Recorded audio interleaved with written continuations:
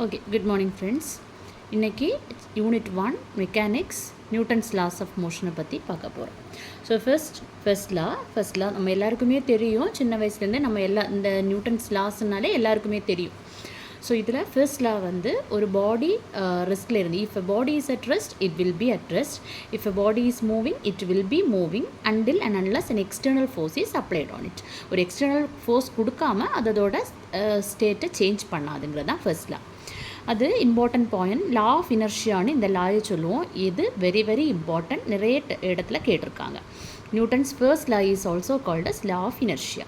இனர்ஷியானா என்னென்னா ஒன்றும் இல்லை, சிம்பிளாக நம்ம லைஃப்பில் ஒரு ஃபேனை நம்ம ஸ்விட்ச் ஆஃப் பண்ணுறோம், இமீடியட்டாக அது ஸ்விட்ச் ஆஃப் ஆயிடாது. கொஞ்சம் நேரம் ரொட்டேட் பண்ணிட்டு தான் ஸ்டாப் ஆகும். ஏன்னா அதுக்கு ஸ்டாப் பண்ணுறதுக்கு இஷ்டம் இல்லை. Because it doesn't want to change the ஸ்டேட்டை தான் இனர்ஷியான்னு சொல்லுவோம்.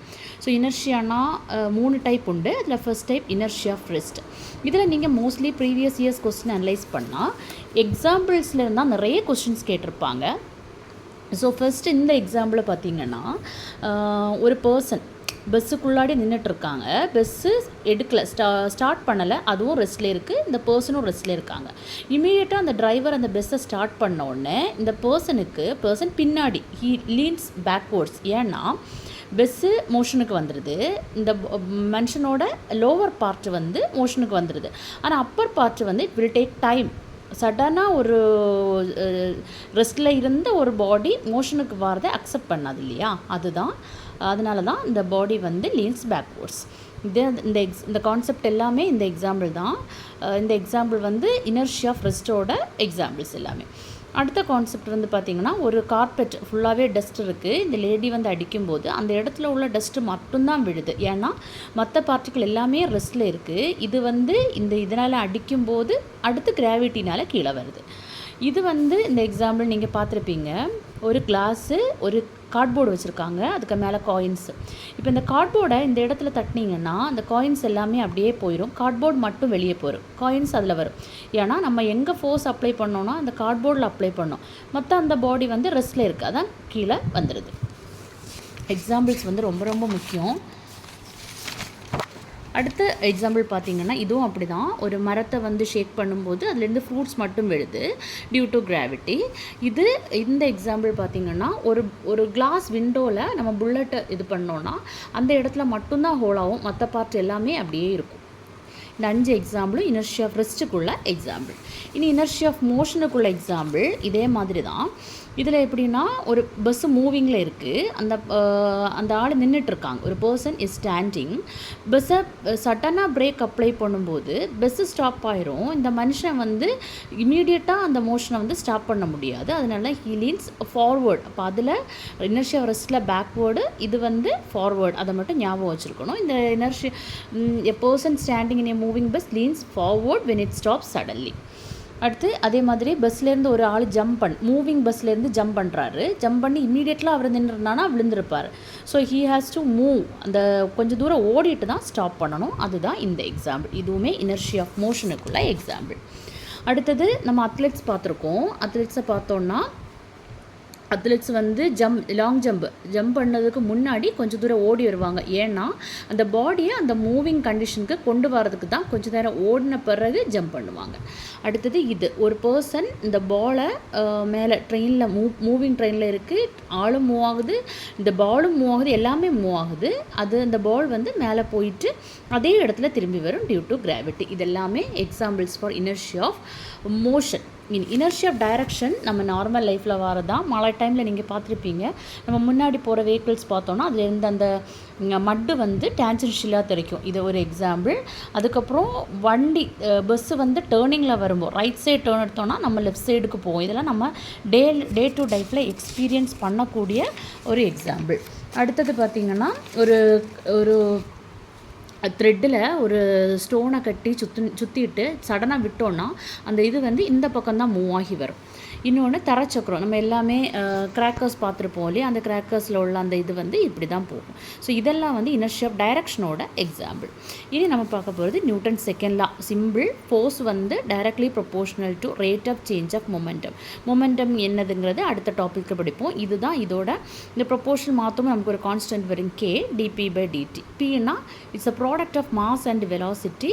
மாஸை வெளியில் எடுத்து இந்த ஃபார்முலா மட்டும் போதும். It is a mathematical expression for Newton second law of motion. இதுதான் மேத்தமெட்டிக்கல் எக்ஸ்பிரஷன்.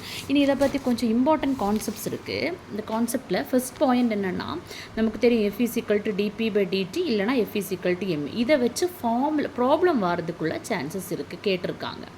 இனி ஃபர்ஸ்ட்ல வந்து குவாலிட்டேட்டிவ் டெஃபினிஷன். குவாலிட்டேட்டிவ்னா ஃபோர்ஸ் எப்படி அப்ளை பண்ணணும், அந்த மாதிரி அந்த நேச்சர் ஆஃப் த ஃபோர்ஸ், எந்த மாதிரியான ஃபோர்ஸ் அப்ளை பண்ணுங்கிறது சொல்கிறது தான் ஃபர்ஸ்ட்ல.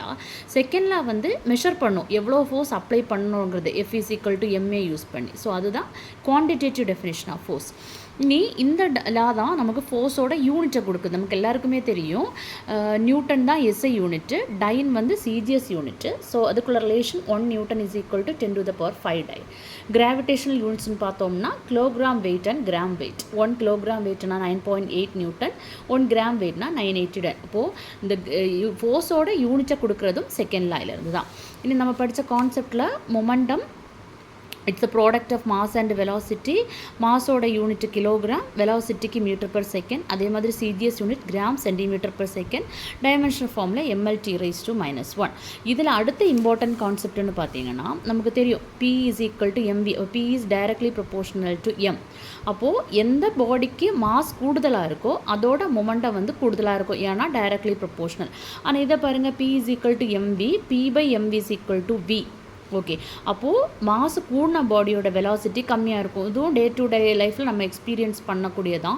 ஒரு லோடட் ட்ரக்கும் ஒரு அன்லோடட் ட்ரக்கும், ஒரு 2 லாரி போகுதுன்னு வைங்களேன், அந்த ஹெவியராக இருக்கக்கூடிய லாரி ஸ்லோவாக மூவ் ஆகும், லைட்டராக இருக்கக்கூடியது ஃபாஸ்ட். அந்த கான்செப்ட் தான் இது.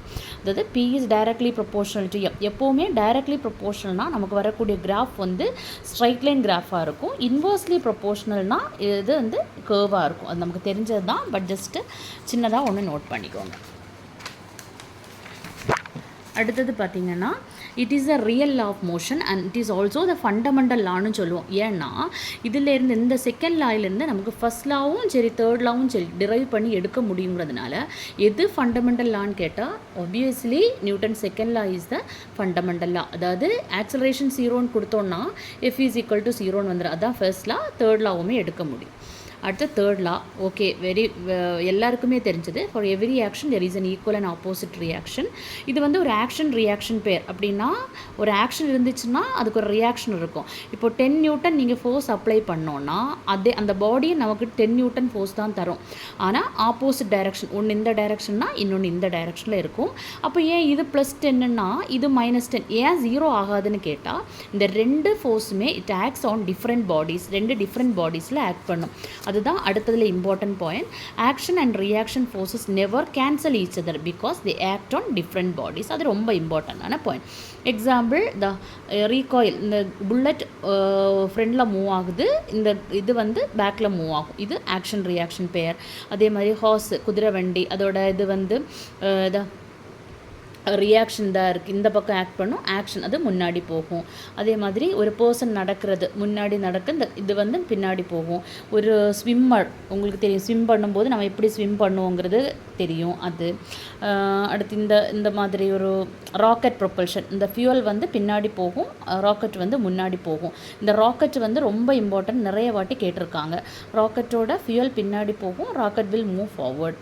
அதே மாதிரி ஒரு போட்லேருந்து ஒரு பர்சன் வந்து வெளியே இறங்கும்போது போட்டு பின்னாடி மூவ் ஆகும், இந்த மனுஷன் வந்து பர்சன் வந்து முன்னாடி மூவ் ஆகும். இதுதான் நியூட்டன்ஸ் தேர்ட் லாவோட எக்ஸாம்பிள்ஸில். திரும்பவும் சொல்கிறேன், UGTRB, PGTRB, TNPSC, டெட் இதெல்லாம் அனலைஸ் பண்ணி பார்த்தீங்கன்னா இது 2 கொஸ்டின்ஸ் நிறைய வந்திருக்கு. எல்லா கொஸ்டின்ஸுமே மோஸ்ட்லி வந்து இந்த எக்ஸாம்பிள்ஸில் தான் கான்சன்ட்ரேட் பண்ணியிருக்காங்க. ஸோ இந்த நோட்டை நான் வந்து இதில் டிஸ்கிரிப்ஷனில் டேக் பண்ணியிருக்கேன். இன்றைக்குள்ள 20 கொஸ்டின் பேப்பர் கொஸ்டின்ஸையும் இது கூடயே டேக் பண்ணியிருக்கேன். ஆன்சர்ஸ் வேணும்னா நம்ம டிஸ்கஸ் பண்ணலாம். Okay, thank you.